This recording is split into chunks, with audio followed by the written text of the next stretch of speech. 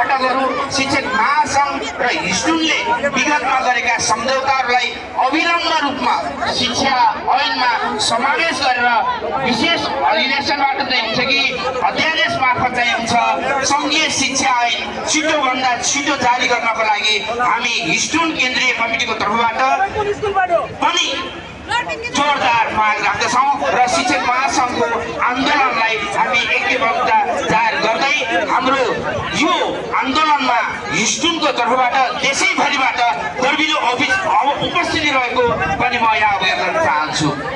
आदरणीय साथीहरू, हामीलाई चाहिएको सोशल जस्टिस हो। हाम्रो लडाइँ भनेको एगेन्स्ट डिस्क्रिमिनेसन हो। हामी साबी कुमारीका शिक्षक साथीहरू 46 को उच्च माध्यमिक शिक्षा ऐनबाट 2049 सालबाट सुरु भएको झन्डै 3 दशकदेखि बढी समय भयो कक्षा 11 र 12 का लागि राज्यले एउटा पनि स्थायी शिक्षक दिइरहन सकेको छैन।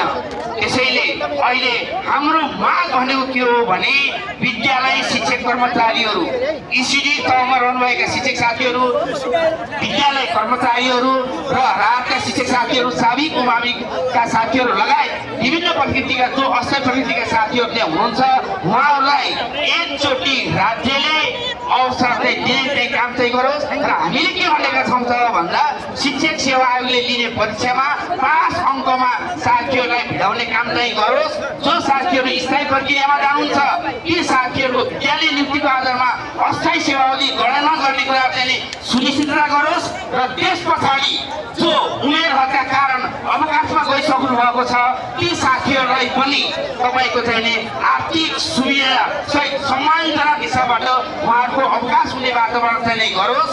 र जो शिक्षक साथीहरू शिक्षक सेवा आयोगले लिएको परीक्षामा असफल हुनुहुन्छ अर्थात् स्थायी प्रक्रिया हुने क्रममा वञ्चित हुन्छ उहाँहरूलाई पनि कमसेकम गोल्डन ह्यान्डसेकको व्यवस्था चाहिँ गर्ने काम चाहिँ गरोस्। र यो ऐन पटक पटक भन्ने कुरा चाहिँ होइन, यो ऐन 50 वर्ष पछाडि बन्दैछ। त्यसैले अबका आम पिँढीहरूले अब आउने यस क्षेत्रमा आउने शिक्षक कर्मचारी साथीहरूले दुःख नपाउने किसिमबाट ऐन बनोस्। राम्रा खालका अब्बल जनशक्तिहरू यस भित्र प्रवेश गरेका वातावरण चाहिँ बनोस्। त्यस क्रममा म पुनः एकचोटि शिक्षक महासंघको नेतृत्व आन्दोलन परिचालन कमिटीको जो नेतृत्व गर्नुभएको चाहिँ छ विगतमा जस्तै 5 गते सम्झौता भएर फेरि 12 गते चाहिँ जुन खालको चाहिँ साथीहरूले आन्दोलन गर्ने वातावरण बनेको थियो त्यो खालको वातावरण चाहिँ अहिले नबनोस्। अहिले नेपाल अधिराज्यबाट विभिन्न विद्यालयका शिक्षक साथीहरू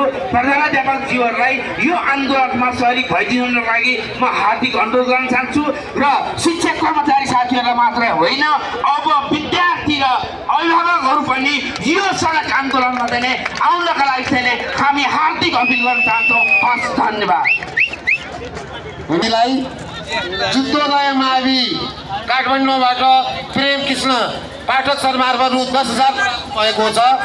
त्यस्तै श्री कृष्ण मावि सन्दागिरी 1 काठमाडौँबाट 7,000 र अर्जुन गौतम र सीता पाइला मावि दोलखाबाट रु 5,000 प्राप्त भएको छ। नेपाल शिक्षक महासंघ राष्ट्रिय समितिको तर्फबाट उहाँ सम्पूर्णलाई हार्दिक धन्यवाद। साथीहरूलाई म केही अनुरोध गर्न चाहन्छु, सूचना भन्न चाहन्छु। यहाँ बोल्दै गर्दाखेरि हामीले आज महासचिवज्यूहरूलाई आबद्ध सम्बद्ध संस्थाका महासचिवज्यूहरूलाई बोल्ने क्रम जारी छ। कोही बोल्ने वक्ताले त्यो संस्था मार्फत महासचिवकै रूपमा आइदिँदाखेरि राम्रो होला, ताकि यहाँ मञ्चमा आएर मैले बोल्न पाउनुपर्छ। जबरजस्ती माइक खोज्न लाग्ने, जबरजस्ती ठेल्न लाग्ने कुराहरूका विषयमा शिक्षक महासंघ राष्ट्रिय समिति घोर आपत्ति व्यक्त गर्न चाहन्छ।